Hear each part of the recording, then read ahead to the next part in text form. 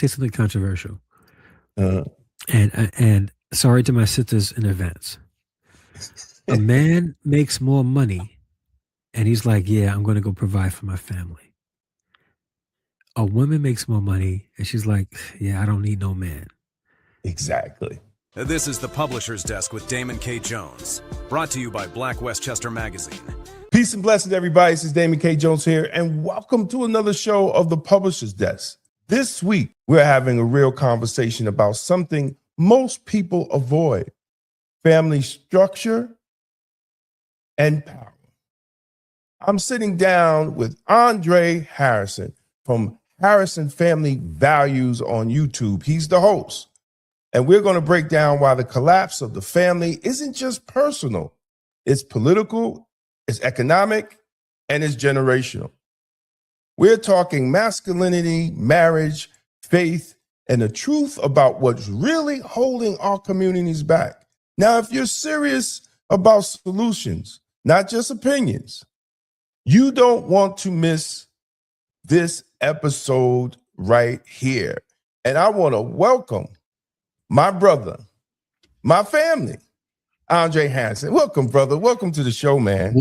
What's going on, cuz? Glad to be here. Glad to be here. Thank you. Thank you so much for allowing me to be a part of this conversation. No, man. Thank you for coming.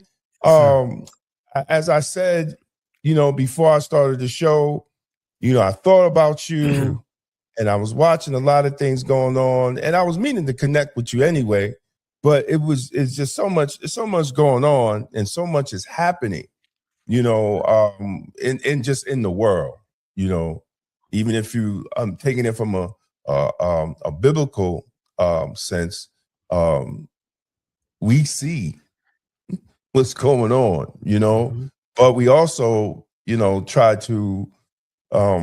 try to keep our family intact, brother. And I think that's really serious. I wanted to bring you on because you make a lot of great points on your shows and on your commentary.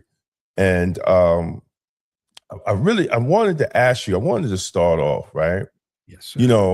Your show is the Harrison Family Values. Yeah. When people talk about family values, right? It's a moral conversation, but is the collapse of the family really a moral issue, or is it rooted in economic and politics? What do you think about that, brother? Well, that's a good question. That's actually deep, and I would say it's definitely a little bit of both, and only because with modern times, people are looking to re-identify and provide new definitions to so many different things. So things that were traditionally one way has sort of changed today, which we're trying to change definitions. And I'm not going into necessarily like, all the hot topics that people want to, talk about, because they tend to weaponize it. And truth be told, people don't want to have an honest conversation about things like this without getting in their feelings and not being objective. And I think people struggle with being objective when they're having conversations. And I say this with all due respect, and I'm not trying to be mean, but people can get really stupid when it comes to what they feel, instead of stopping and saying, what you feel is to you. We're trying to discuss what's the benefit to the masses and the broader, part of society. You can be happy about one specific thing, but we have to understand that one specific thing makes you happy, and it might not be a benefit to everybody. So I think when we have conversations like this, people tend to get stupid. And I'm not saying it like to be derogatory. No, I understand the definition of it, So when we having conversations, I think we should be just willing to learn, be willing to disagree, and maintain a level of respect for one another. And when it comes to the family, so I say that to say this: when it comes to the family, it's both. It could be both a moral and, in addition to political. And to be perfectly honest with you, if I'm, if and again, people could say that, well, you're a black man, so of course you're going to think this way. But the proof is in the pudding. When we look at the current state of black families today, in comparison to how it was back in the 60s, 50s, 40s, in the most detrimental time for blacks in America, where just walking in this wrong town past a certain hour, and it's still like that today in many places in this country, but definitely, you know, in more places than it was then. Just walking in the wrong town past a certain time will get you lynched. Absolutely. Right? So we have to be honest about that conversation. So what has happened? And again, some people are okay with how family is today. And again, it's because they're in their fields. And when we look at what's of benefit as a whole, we got to have the hard conversations and be willing to put blame where it is, because there's no way problems will get fixed if we don't point out the problem. If we ignore that the problem exists, it'll never get fixed, ever. Exactly. You know, I really think, you know, like you said, we need these honest conversations, but we're not having them. And, you know, I was talking to a brother that's coming on another show, and, you know, we was discussing how the last Kamala Harris, the last election, you know, after he said the day after the loss, you know, he said he just felt attacked, you know, because they created that narrative that it was the black man's fault. 100%. You know, and he just felt he was like, brother, he was like, the day after, he was at an event, he was hosting an event the election night, and he didn't even comment when the reporters was there and they asked him about, you know, Trump winning. He didn't comment, right? Yeah. But he said, brother, the next day when he woke up and he started scrolling and he just said, brother, I felt like I want to just throw up because, you know, they made it our fault, you know, and I understand, man. It felt like, you know, that to me, that was one of the lowest periods of being a black man in America, when we was blamed for a loss that we really had nothing to do with, right? You know, 80% of black men still rocked out. Yeah, I was going to say that. She still got more votes than Biden. Yeah, in his election. Yep. You know, and it was our fault, man. What do you like, brother? You speak on that, man. Like, should we be feeling like that? You know, and it's like we couldn't even push back. Yeah, no, and if we did, we become even more villainous, right? We become deeper in that villainous hole. Again, as I said before, people get stupid and in their feelings on certain things, right? Despite over 80% of black men voting for Kamala Harris, it was the black man's fault why she didn't get elected. And it really, it reminds me of when Biden got elected and he went on the Breakfast Club and he told Charlemagne, you know, if you're not black if you don't vote for me, right? Like, we just get, like, first off, after saying that, he should not have gotten anybody's vote. That's a whole nother, exactly. If I'm honest, if we're using the same metric as we would everywhere else, right? Because, and again, I'm apolitical. I'm neither Democrat or Republican. Okay, I vote on the issues and how it would benefit me and how it would benefit the broader society. Exactly. I'm neither Democrat or Republican. They equally get the smoke. But but you know, Trump can say terrible things and we'll hold him accountable. Exactly. But we won't hold our own accountable. So I say that to say this, specifically with Kamala Harris, right? She didn't run and in her running state anything substantial, if anything at all, that would benefit the black family, you know, the black man. It was like, you know, by default, because she's a black woman, she should automatically get the vote of black men. And we got to stop thinking that, because then, like, where's the accountability? So because we're black, we live without accountability, and our skin color is the only thing that really binds us together. Not if they are going to represent us the way we need to be represented. Exactly. So I again, it wasn't the black man's fault, because the evidence is there. Over 80% of black men voted, and as you mentioned before, even more than Biden, and he won. So so that wasn't the case. And the truth of the matter is, America was pretty tired, right? There was fatigue there. Exactly.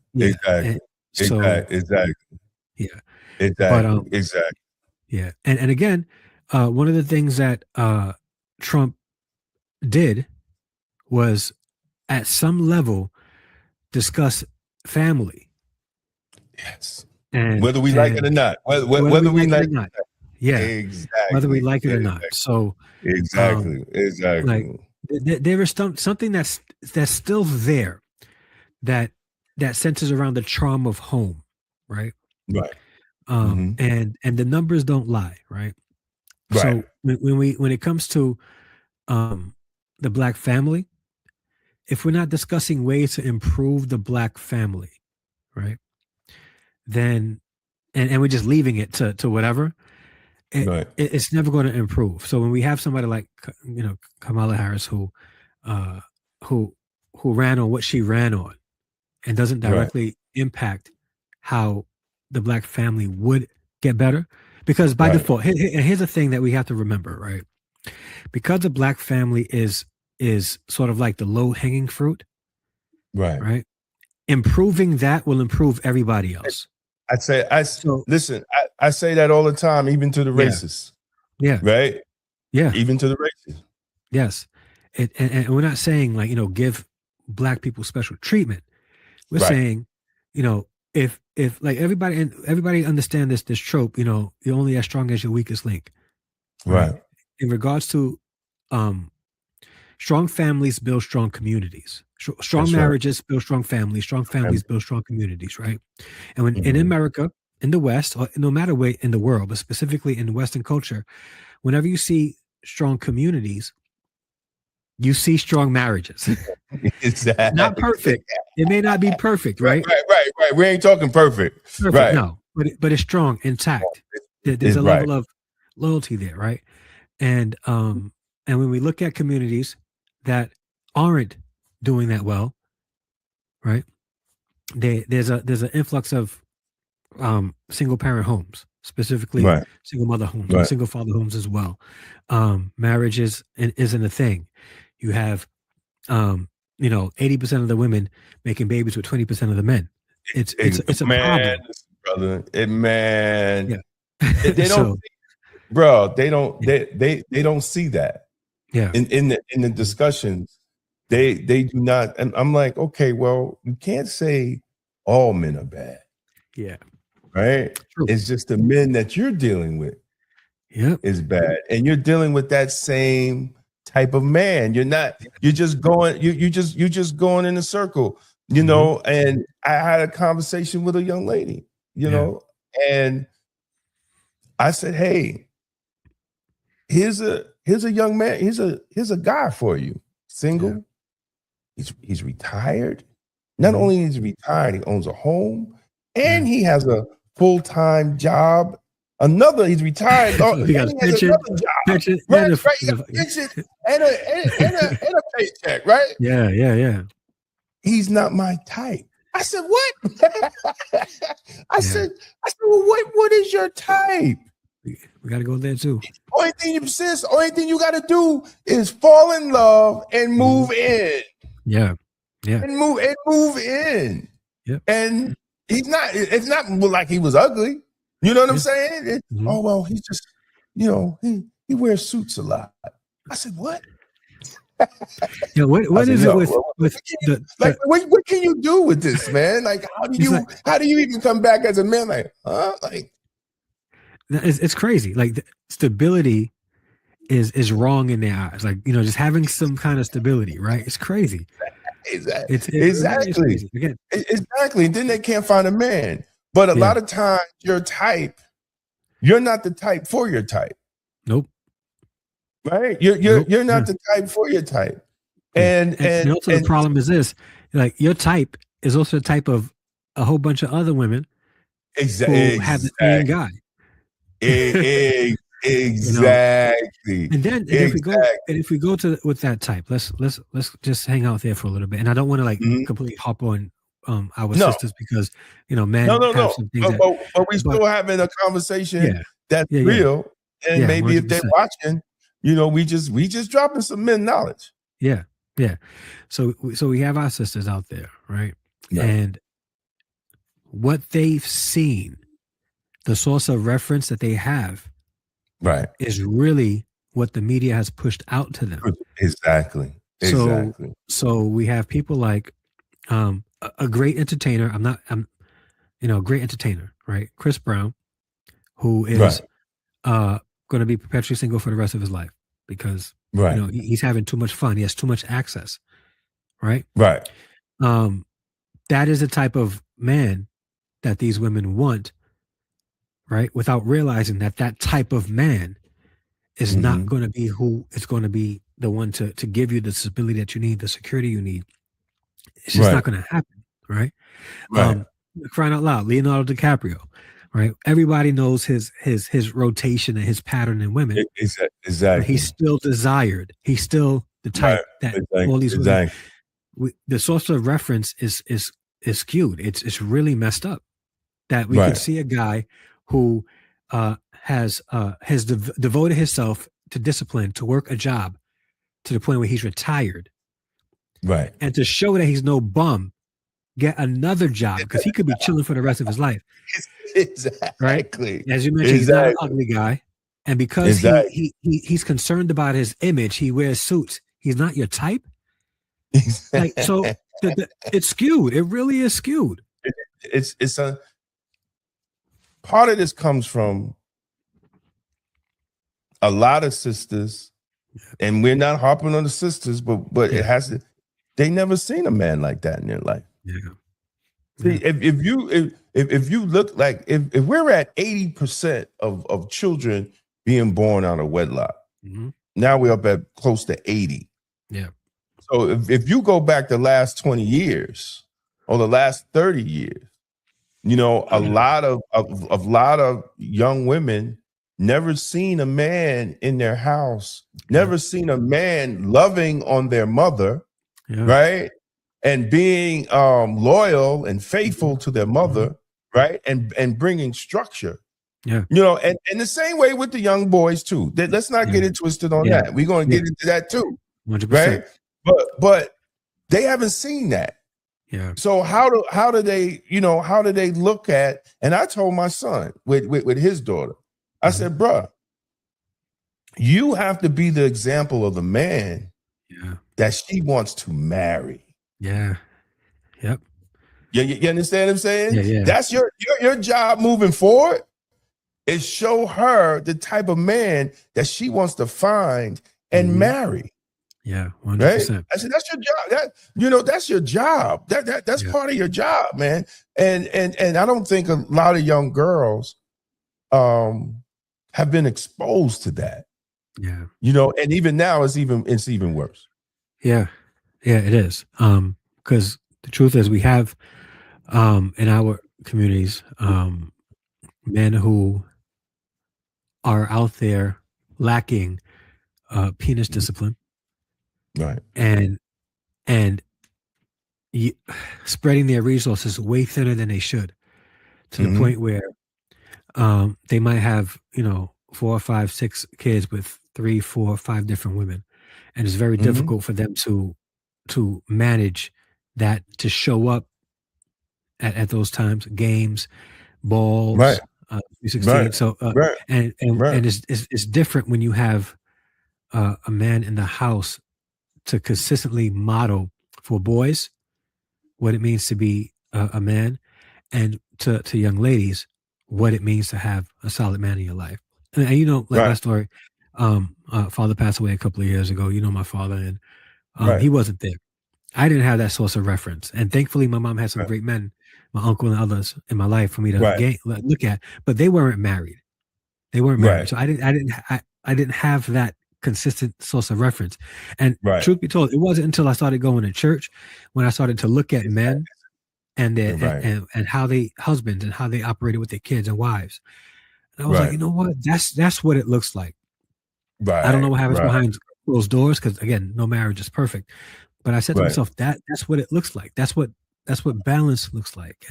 Right. And Right. now I have a source of reference. Now I can visualize how I could operate within a marriage to actually see a family come out of this and a solid family at that. Right. And Right. and today that's not celebrated. Like we celebrate more baby showers than we do weddings today, Exactly. and in the Black community. And by no means am I saying like, do not support, you know, Right. ladies and babies who are even born out of wedlock. Like I'm not from that school where I think, Right. mothers need to suffer because, they might have Exactly. made a Exactly. choice. But the fact is, we are celebrating baby showers more than anything else. We go into social media and we see all these Exactly. gender reveals and Exactly. before there's a wedding, and the family is Yeah. an afterthought. Like, Right. or Right. solidifying the family as an afterthought.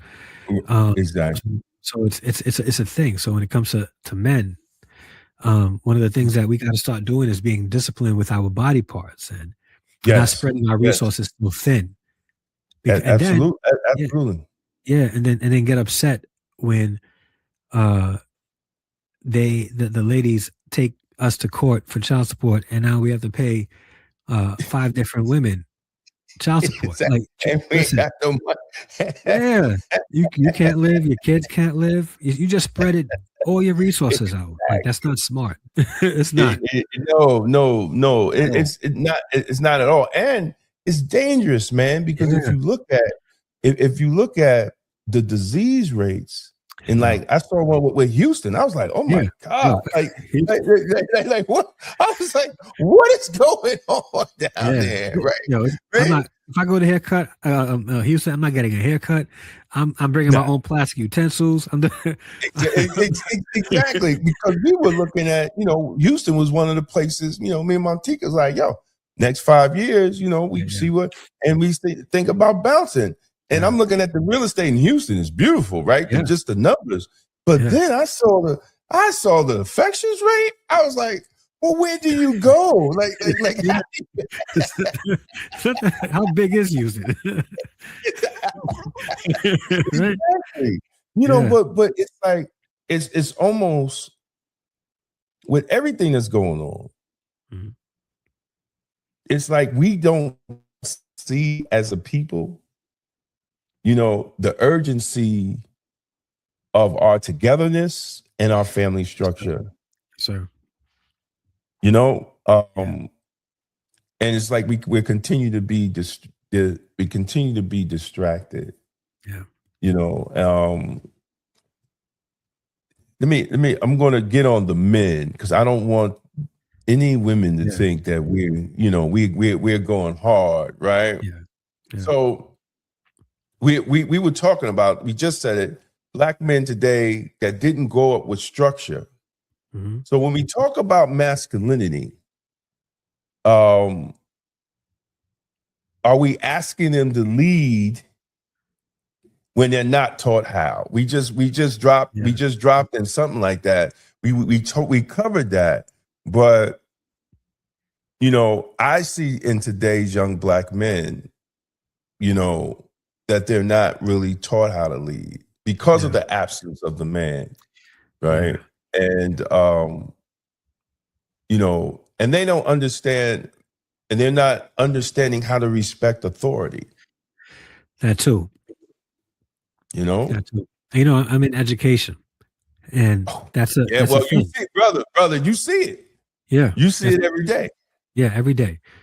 And if I'm honest, it's they grow up not respecting female authority even more so. You Really? know how many times? Yeah, you know how many times I would walk into a room and it'll go like it could be absolute chaos. I'll go into a classroom. Everybody stops, sit down. You can hear a pin drop just by me walking in. Wow. You know, and I'm not that, you know, crazy. Right, I was not right. a mean teacher. It's just the presence. Right. Right. And yeah, Absolutely. the presence of a man who is confident, Right. strong in stature, and you know, there's a present, there's a security, there's a safety thing there, right? Right. Right. And you're right. Like they, you know, men grow up and they don't respect authority. You know, they don't have that source of reference of what a man is. And if there is a source of reference, they seeing who they see out in the street. And Mhm. generationally, they had no one there full time. Exactly. You know, and, Exactly. and as we go back, like there was a time where, and I wasn't there. I wasn't there just by history, right? Right. The father's presence in the home was felt. Yes. Right, it was felt, and our families were all the more better for it. And we can go into you know the nuances of the conversation, the government and how they played a part in it, and all that stuff, Right. Right. and the Right. welfare system and the state, and Right. how Right. it affected us, Right. and incentivized our families to be broken. We can go into that, right? Right. But I think we're at a time now where we have to we can remember that, but today is a very different day, and Right. men are choosing to have babies with women that just look good Exactly. and lack character. Now, and this isn't the woman's fault. Right. We're choosing to lay with women that we just think look good, and we determine that to be a life partner. And even if we don't determine it to be a life partner, we'll allow 5, 10, 15 minutes of pleasure to change the trajectory of our life. We didn't have discipline. Right. We see a beautiful woman. Oh, yo, she's beautiful. Right. But I know what can happen 18 years of my life if I make this decision right now. Exactly. We lack that discipline. Exactly. Yeah. Exactly. And when you try to tell these, you know, I get it, man, because I've known cats that known me when I was 21, 22, and they would say, you know, that I worked with, and they say, hey, brother, you know, and one of the guys I talked to just last week, and he brought up a conversation that we had when I was 22 years old. And he said, you see that I'm right now, right? And I was like, yo, bro, you're absolutely correct. Because like, we don't see that. As a young man, I thought at 21, 55 was so far. Yeah. Right. Even 40 was, I was like, man, y'all old heads, right? You know, I'm at the job, y'all old heads. You know, I'm in shape, the 6-pack, right? Walking around and, you know, with the muscles out, right? I'm like, yo, y'all old heads. And they like, and then years later, he said, remember that conversation we had? I said, yo, you remember that? He was like, yeah, you see, I was right? You see, I was right. 100%. So like, we need to, young Black men, we need more mentors. We need to figure that out. Yeah. We need to reach out, because a lot of these young sisters need help with their children. Yeah. You know, need help with their sons, you know, and even, you know, I talked to my Montika, you know, she's in a youth bureau, and some of them wild out from their mother and father being home. Yeah. You know, like she deal with the youth program, and she's like, yeah, there's some that come mother and father in the house, and they got some of the worst kids in the street. You know, so like, but I think we just have to. I think it's a lack of faith. Yeah. Right. It's a lack. It's a and I'm not saying, you know, everybody needs to be in church, but everybody needs to have that guidance. Yeah. You know, and that's lacking. That's really lacking. And the spiritual leaders need to be on point, because I'm going to let you respond. One thing my mother said, and she was a church-going woman, paid her tithes, was up everything, had her one little seat that nobody sat in every Sunday, right? She was one of them. Yeah. And we was having a conversation about Mount Vernon. Hmm. And she said something profound, man. She was just sitting there. And she said, baby, it's not God, right? Because I had said, like, I don't know how with all these churches, it's all this craziness, right? Yeah. And she said, baby boy, it ain't God. It's those who represent God. That's the problem. It ain't God. Yep. I was like, oh. She's like, it's those that represent God in the city is the problem. Yep. You know, and you know, how do families navigate that?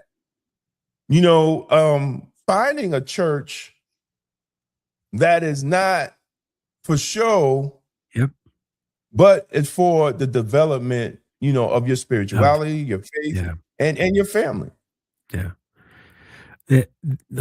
What they're using to identify a good church is also messed up, because they want to be entertained. They want the lit church. They want the church to, you know, with the smoke machines and, you know, the pastor rubbing, you know, spit in his brother's eyes and stuff like that. No shade, no shade. But that's what they're looking for. They're looking to be entertained. And I think people have to start. I've been thinking about this a lot lately. This is just how I've been feeling. I've been feeling more and more the desire to go a little bit more orthodox in my walk with God, right? Where it's less about how I'm feeling in a specific environment, and more about how I can honor God in whatever environment that I'm in. Just a little bit more orthodox, because I think we're choosing where we go to church based on how we feel and how well they sort of entertain us. And let's call it a buck, right? When we go to church, we're really sitting in a concert style atmosphere that doesn't really foster much closeness or togetherness or community. We go there hoping that the music is lit, hoping that the pastor gives us a really dope TED talk that motivates us for that week, that will hold us over until the following week, instead of just you know what, I want to find a boring church that's going to actually be real, like away from that, like away from all this stuff. Right. Like, I want to find a boring church. I want to find a church where I'm seen, I'm held accountable, right? I'm encouraged. You know, if I'm doing wrong, if I'm not doing right by my family, that men will pull me aside and say, listen, we see that this is happening. All right, we're here to support you. We don't have that anymore. Right. We have pastors who want to be more influencers than they do want to be shepherds and pastors of people. Or politicians. Yeah. Politicians. I knew a pastor one time, a very influential pastor, right? But very humble. And he was asked about if he would consider running for mayor of the city, right? And he said, I don't know why I would do that. It'll be a demotion. Like, we don't have pastors that think that way anymore. Like pastoring people and leading them to a divine relationship with God is no longer like the top of somebody's priority. It's like, this is a stepping stone to get me to a place. Exactly. And I think we're missing that. So if we can get people coming in, you know, and then if I'm honest with you, and let's talk about men, men are less likely to attend churches because of how it's been portrayed in the media, rightfully so. And they've gone to churches and had very bad experiences. Men want to know, what do I need to do in order for me to be right with God? They're not concerned about feeling. Like, they're not going to church singing R&B songs with spiritual lingo to God. Exactly. You know, like exactly. And there's a feeling, you know, and I felt it in some churches that you're teaching the woman to follow the pastor to Jesus. Yes. Yeah. And not seeing the reflection of Jesus in her husband or a man. Yeah. You understand what I'm saying? Yeah. You know, and that's crazy, you know, because then the man gets lost in the church, you know, because the pastors should be teaching in a way that the man can grab how he could be a reflection of Jesus, and the woman can grab how she could pick a man that's a reflection of Jesus, not following the pastor to Jesus, right? Because the man's supposed to be the head of the home. Yeah.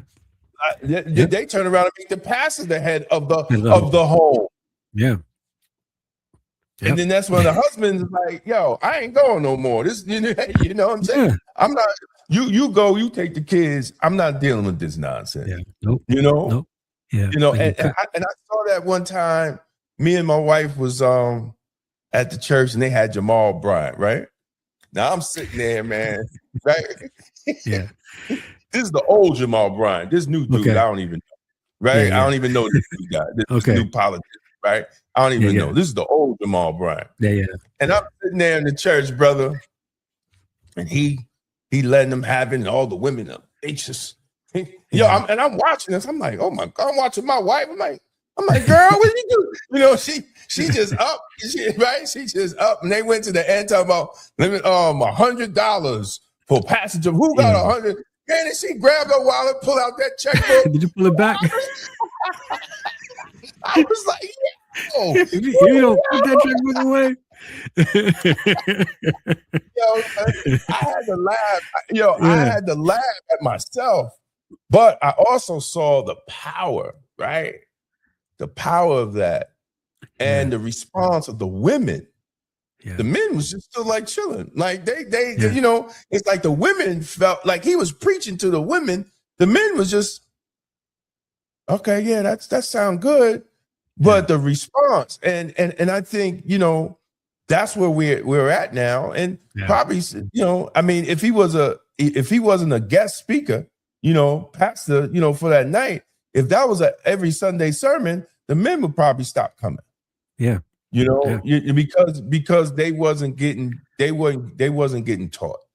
Yeah. You know, and I think that's the very thing that the church, you know, some churches are good, some churches give a balance. You know, I'm not knocking all churches. Yeah. You know, 100%. and some churches it's just one-sided, bro. Yeah. You know, and that's why you don't see no men in there. Yeah. You know, and now's the time that we need men in churches. Yeah. It's dangerous outside. It is. You know, it's dangerous outside. And even by that whole scuffle with Don Lemon, you know, that wouldn't happen. That wouldn't happen. That wouldn't even happen in the church I would belong to, because somebody would have got Jesus. Somebody would have Jazzy Jeff would be out now. A whole bunch of they wouldn't have came in that church no more. You know, but that's the disrespect of the church too. Yeah. You know, and it's our people, right? Yeah. You know, Black sister ahead of that, regardless of color, right? Let's pull the color out. You ran up in a house of worship. Yeah. People were praying and trying to get close to God. Yeah. To talk about immigration. Yeah. Right? Yeah. Yep. And then they pervert the scriptures, talking about, well, Jesus turned tables. That's not what Jesus turned tables for. And he didn't even turn it in the sanctuary. Yeah. You know what I'm saying? Well, if we look at it within context, right? People on the outside, money changers were coming into the temple to disrupt the worship. Right. These people came in with an agenda outside. Right. To come into a temple or a place of worship to disrupt it. And Jesus would have flipped the tables on them. Exactly. Look at it. Exactly. Yeah. So exactly. Yeah. You know, and we're and that's when I saw that when people started defending it, you know, I'm like, you know, we're in a dangerous territory. Well, now. but that wouldn't fly. Like, so let's say it was to happen in any other type of house of worship, right? Just speaking in reality, right? We know that they would have never done that if it was a mosque. Oh no! Right?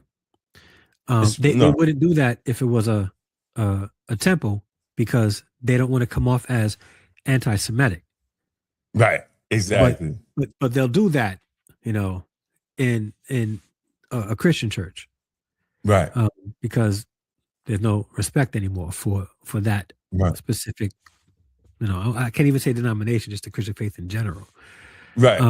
Right. Yeah, and there was a time where, you know, like that's sovereign. It was a safe space for everybody. Right. But you're right. Like churches have become essentially soft.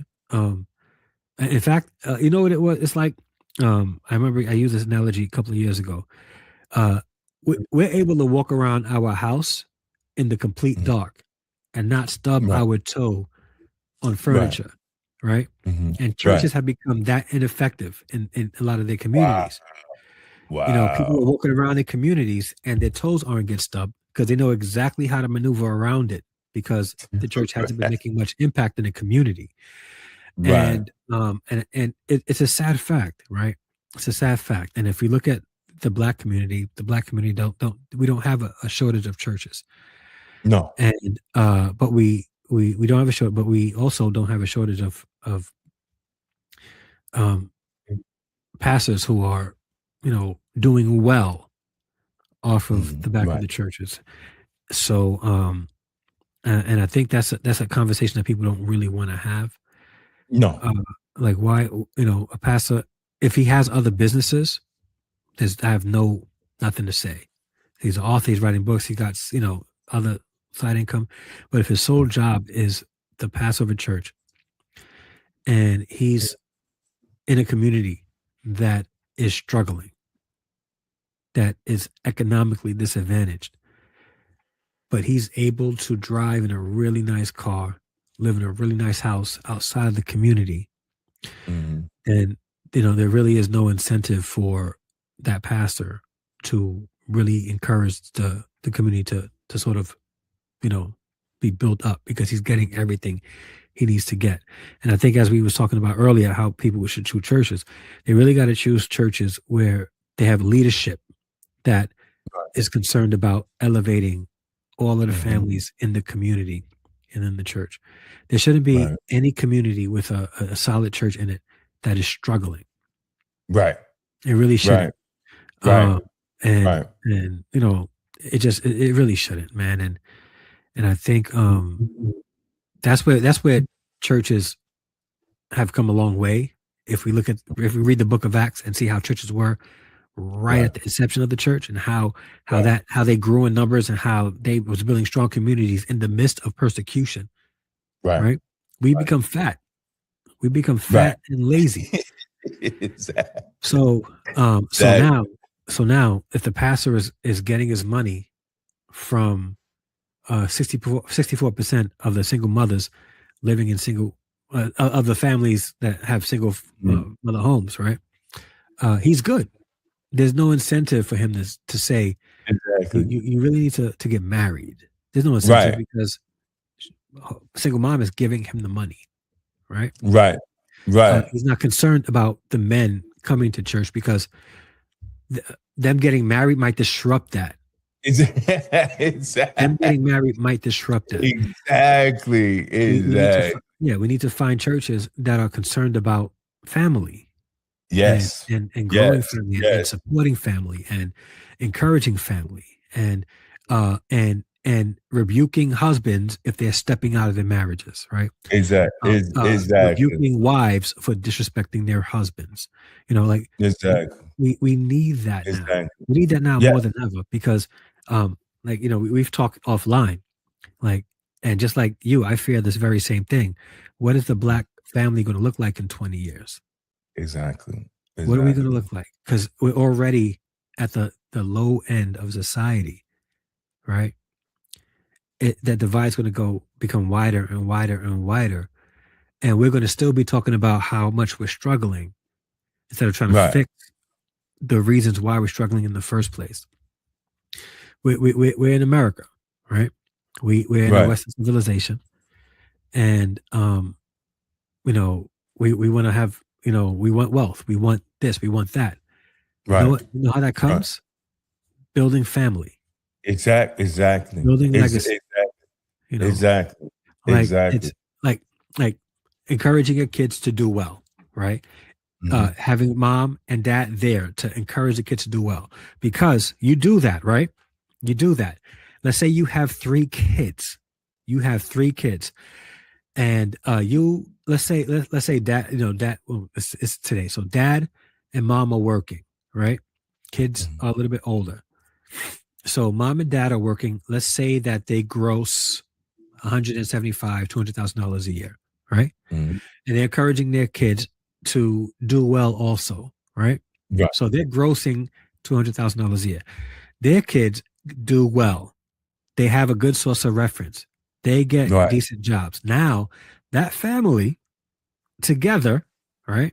Right. Are now grossing $800,000 a year. Exactly. Right? Exactly. Right? Exactly. All right. Then they get married. Right. And their spouses, add to that. Well, it's generational. It's generational. Yeah, Generational. Absolutely. Yeah. Absolutely. And, absolutely. And we're not taught in the Black family to at least in a lot of Black communities, at least from and this could be anecdotal, I don't see that being pushed enough. We talk about the Black dollar not circulating, but it is circulating? Right. The Black man's junk. Exactly. And it's producing children, but not producing wealth. You're absolutely right. And the scripture tells us two are better than one. Whether you're making, each person's making 50,000, you make 100,000, or it's two. Like it's just what I don't understand. It's just mathematics. Even if you just take out all the nuances in the relationship, just mathematics, 2 are better than 1. You work together and you grow together, and your finances will grow together. I see young ladies now that have good jobs, but if you live in New York, you're still having a hard time buying a home. Facts, yeah.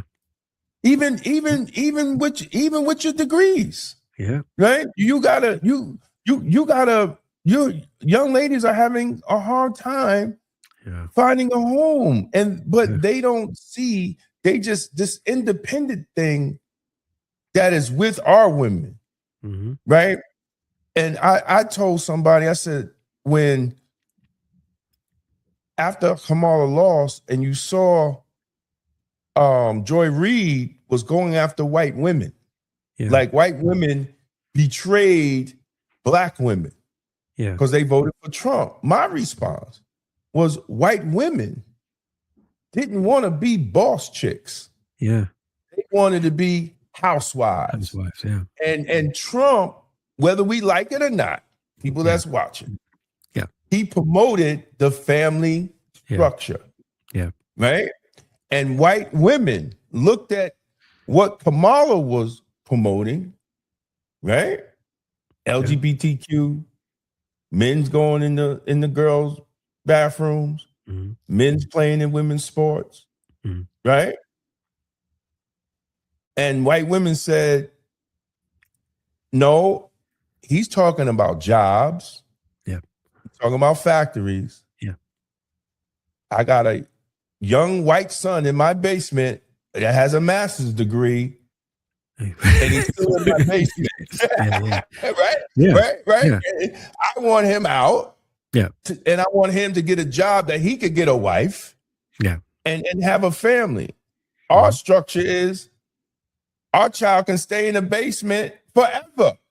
Right. So the family dynamics and how it was, this election was around. White women went with Trump. They didn't want to be boss chicks. They did not want to be boss chicks. They want to have a caravan with the kids in the back and take them off. But black women now see that as weakness. And that's an unfortunate thing, man, because that idea of weakness that they believe, right, is making the family structure weak. Right. And they don't realize that. And they don't realize that. Like we're the ones that are struggling from that. Kudos that it does definitely show the resilience of Black women. The grit, the grind, 100%. And then they'll use Proverbs 31 as a source of reference to justify that. And that's a false judge, because the Proverbs 31 woman was a strong woman. She wasn't what they try to pertain it to be. Yeah, and the motive for her doing that, though, was for the family. Exactly. Like, that was the motive, to benefit the family. But she supported the husband. Yeah. Yes. She was a supporter of the husband. Yeah, and that's the thing. So, and again, like, women are bragging on the degrees, all that stuff, right? And get upset when they can't find a man at that caliber.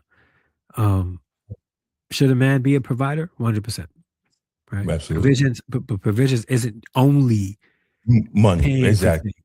Exactly. And society tells women today that that's what provision looks like.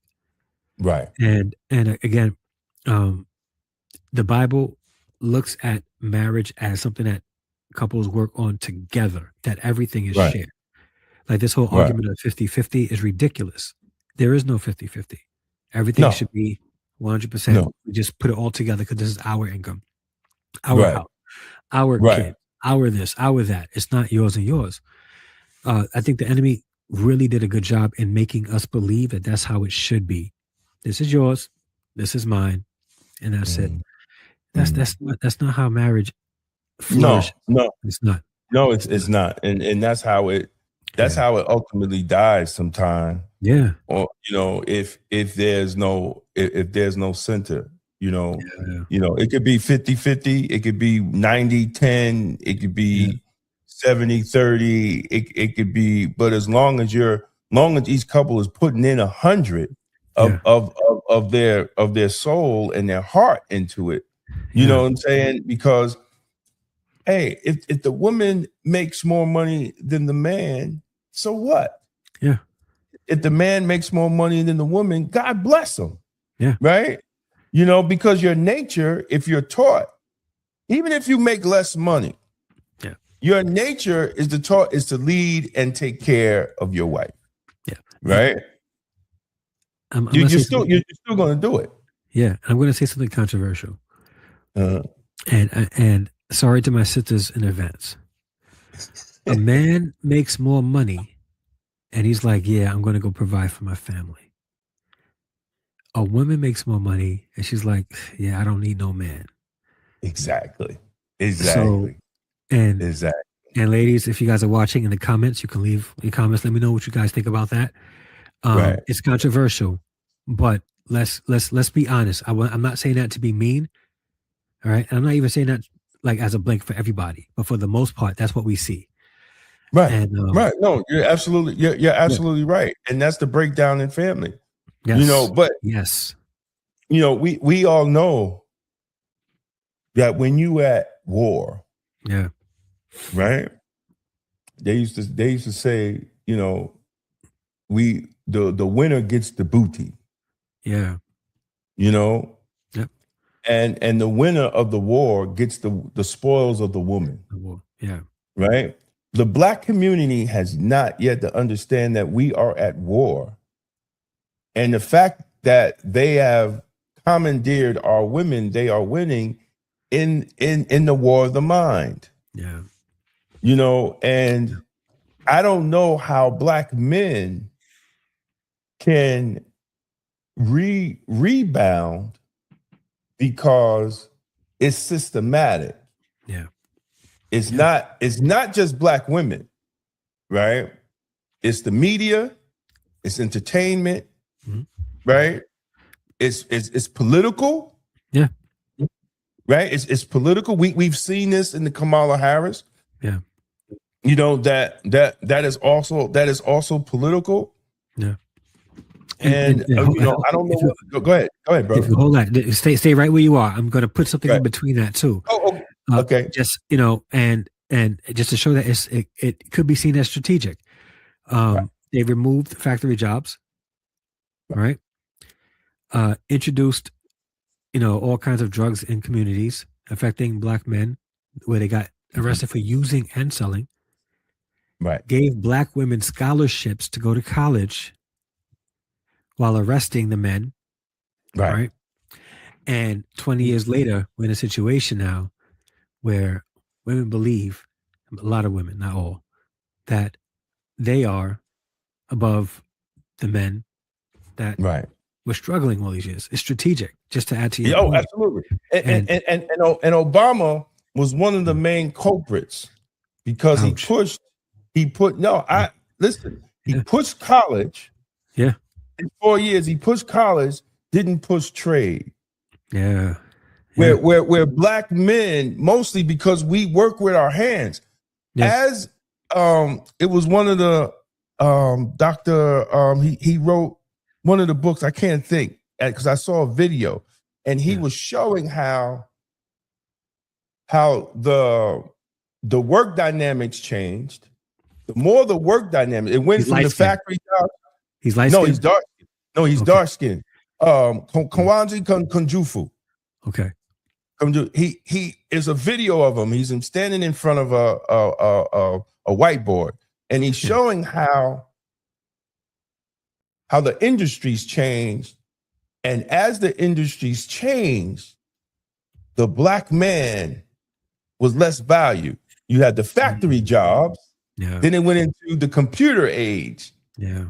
Right. Then it went into Then it went into the corporate settings. Yeah. And these settings, right. And now, hell, we in the AI setting, right? Yeah.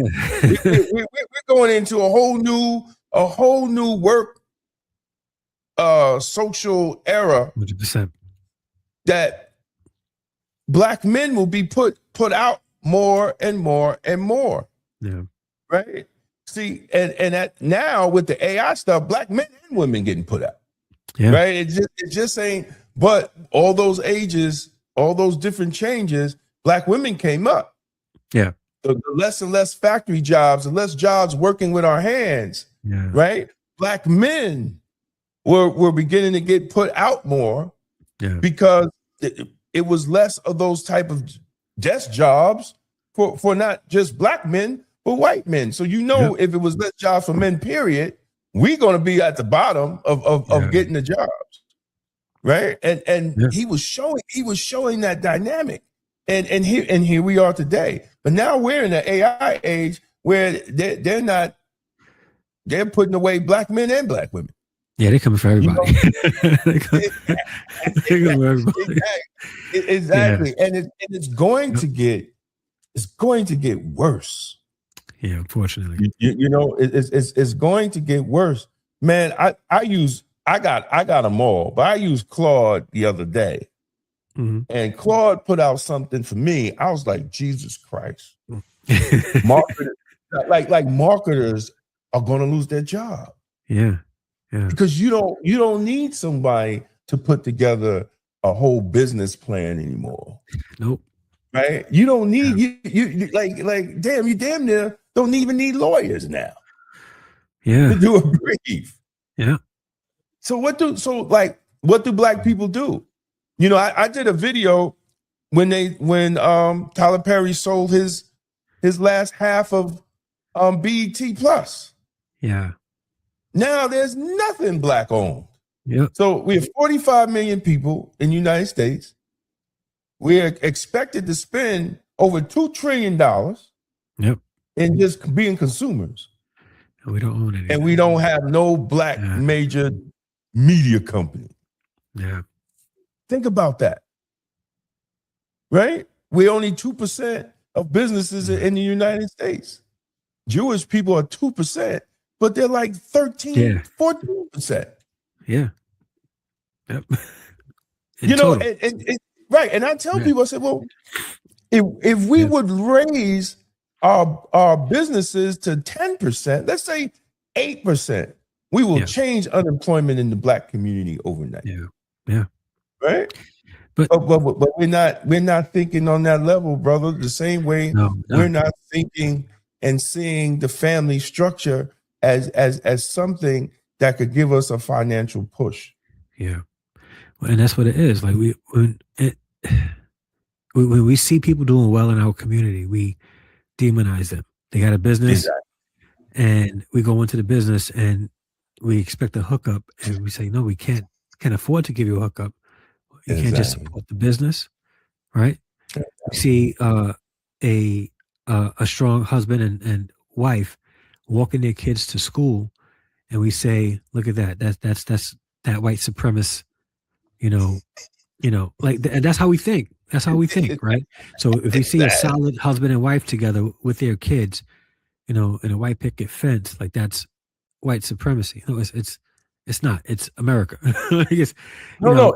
How many of us came to this country hoping for the walk on the streets of gold and the American dream of a white picket fence and a yard and 2.5 kids with a dog? Guys, that's not. That's just what people as a whole wanted in America. And when we look at the families, we think that's white supremacist, or they want to be white. No, it's not. A restaurant owner doesn't want people twerking on their tables. It's no, it's not white supremacy. It's a standard of. You saw that video when he was like, "Yo, like, what are y'all doing? What are y'all doing on my chairs, man?" Yes. And they wanted to boycott his business. Yeah, for having a standard, guys. Exactly. And this is it at its core. We don't want a standard for ourselves. And as long as we live as a people rejecting standards, we're never going to come up. There will never be a bar to reach. There's no standard. We have to set a standard so that we can meet that standard. We remove all the standards, we're never going to come up. Exactly, brother. Yeah. Exactly. I don't want to keep you, man. Let me. We talked through most of the questions, man. Oh, we did? Yeah, man. We just talked to his listen. Yeah. Here's one. Got you. Do you think we replace accountability with trauma? Meaning we explain behavior instead of correcting it in the Black community. Yeah, 100%. 100%. Yeah. 100%. 100%. And you know what? And I have a background in mental health. I have a degree in marriage and family counseling, a master's degree in marriage and family counseling. So I say this with respect to the craft, the work, the profession about counseling.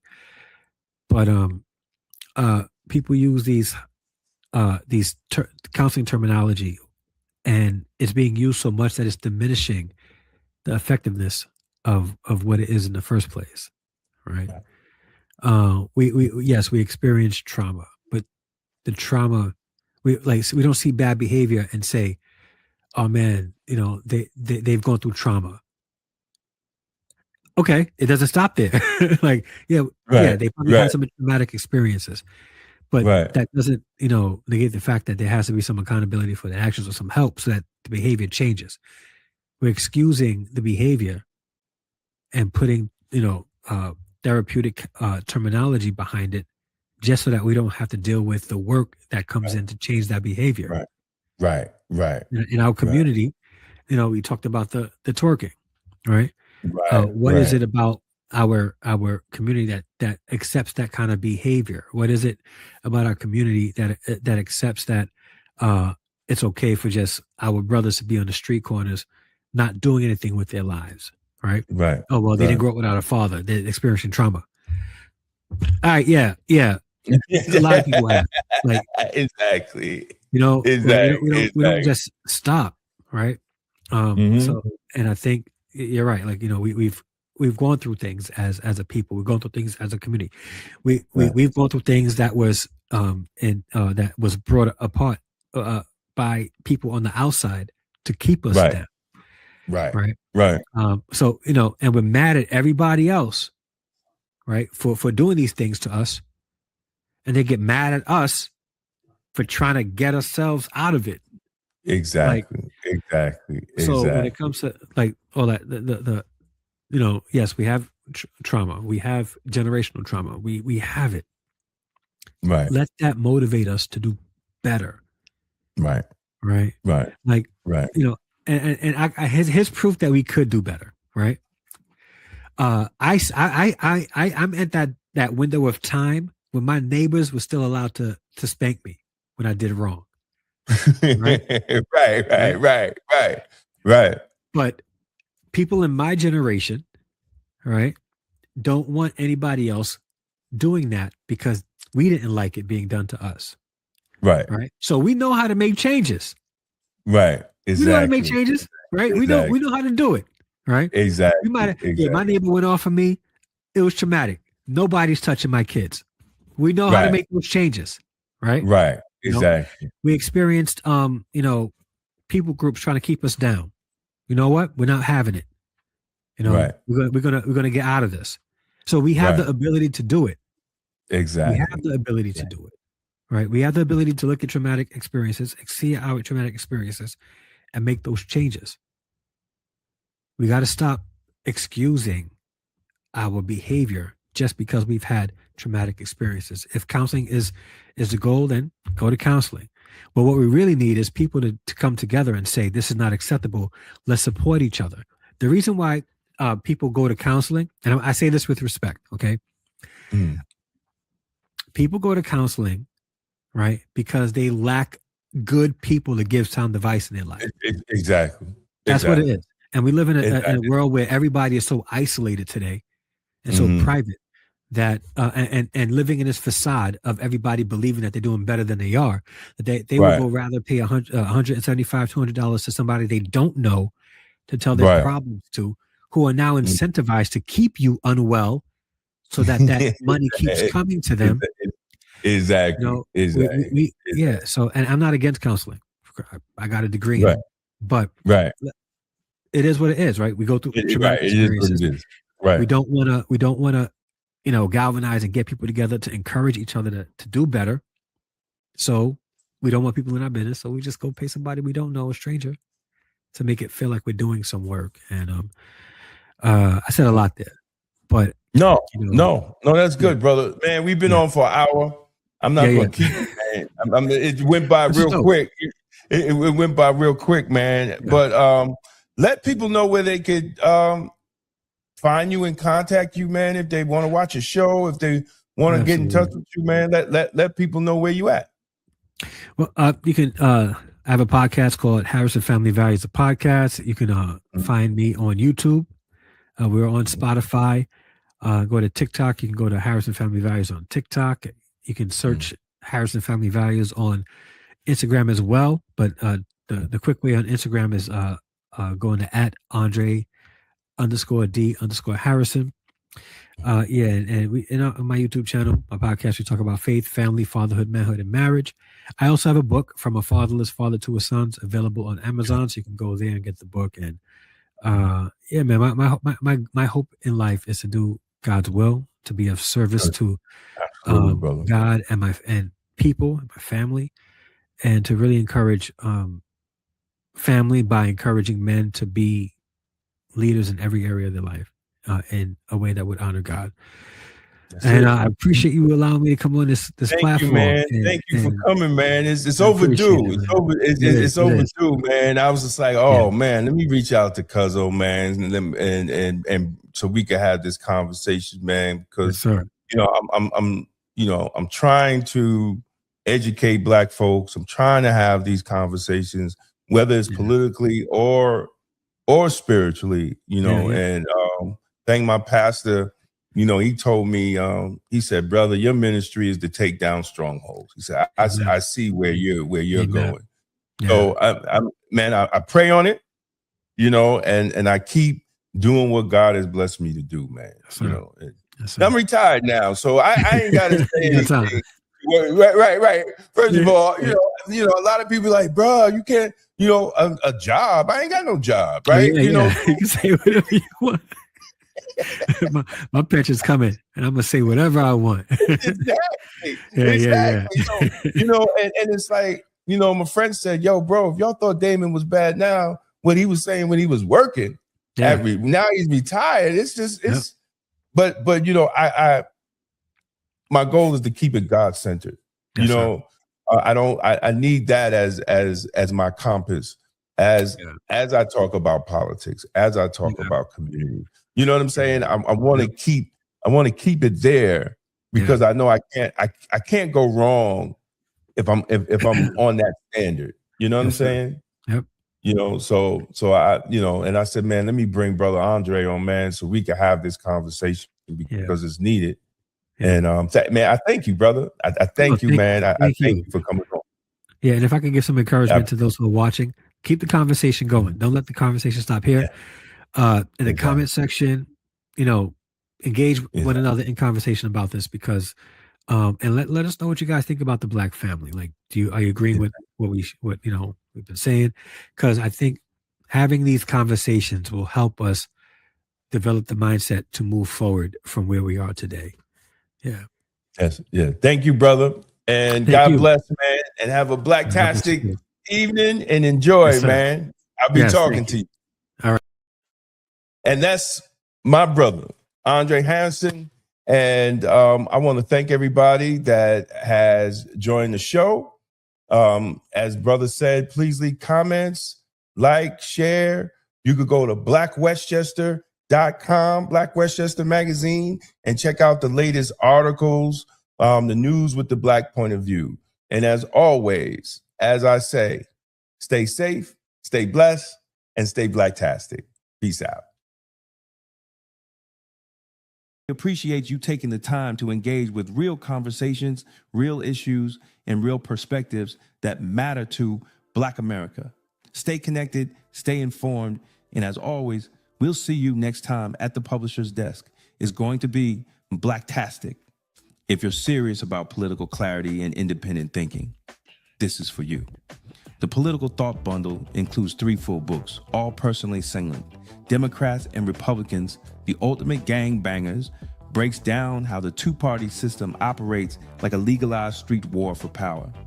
Emotional Politics, Logical Failure exposes how emotion has replaced strategy in Black political engagement. Tolerance is for Cowards lays out a blueprint for extended policing and community-led public safety rooted in outcomes rather than slogans. 3 signed books. 1 bundle, $60. That's a $75 value, and you're getting signed copies included. This isn't left versus right. It's results versus rhetoric. Go to twosteppublishing.com and secure your signed Political Thought Bundle today. It's going to be blacktastic. For more than a century, Black America built its own economy under segregation, under discrimination, and under conditions most people today cannot imagine. We built businesses. We built banks. We bought land and property. In The Forgotten Blueprint, Damon K. Jones reveals how Black communities created thriving economic systems from 1800 to 1965, and why that blueprint still matters today. This book challenges the idea that our future depends on politics alone, and shows how ownership, family, and enterprise once powered Black prosperity. The blueprint is not lost.